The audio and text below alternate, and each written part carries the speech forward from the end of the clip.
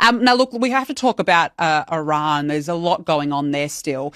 And I want to point out, because you recently interviewed the leader of the National Council of Resistance of Iran about what the future looks like. Let's play a bit of that.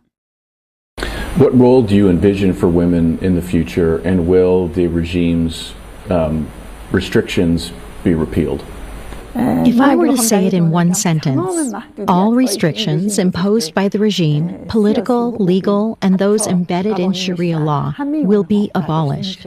Our resistance movement believes in equality and freedom. That is why I have repeatedly said that the slogan of our movement is no to compulsory hijab, no to compulsory religion, and no to compulsory governance.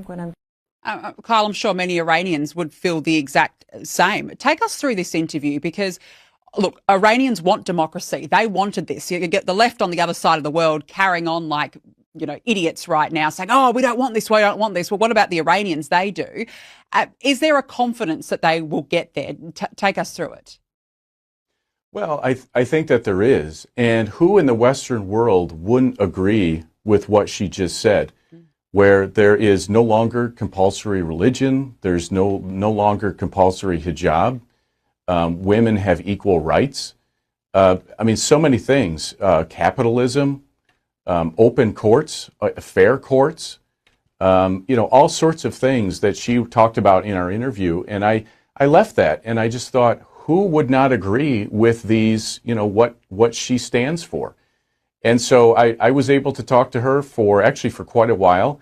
It was a few weeks ago, and it was very interesting. And so I think, you know, the Trump administration obviously is taking action in Iran, and the mullahs are on the run. And so we're waiting to see, you know, sort of what the next step is once the regime is eliminated, because it's obviously proving to be, you know, a difficult process. But the Iranian people, I mean, they have options. And Meriem Rejouy, it seems to me, is a compelling option. You know, the former crown prince, or the crown prince is in the media a lot, and he is talking about that. And him in particular, you know, I think he wants to bring a monarchy back to Iran. And that's something that Americans, I mean, we literally overthrew that system of government 250 years ago. And that's not a form of government that a lot of Americans, I think, well, certainly don't want to live under and don't understand. And so it's going to be interesting to see how this next few weeks plays out, and how the regime is dealt with, and then what happens after that. Absolutely. And you're right. Everything that she told you in your interview, I mean, every sane person would be going, exactly. That's what you would ask for in a Western liberal democracy.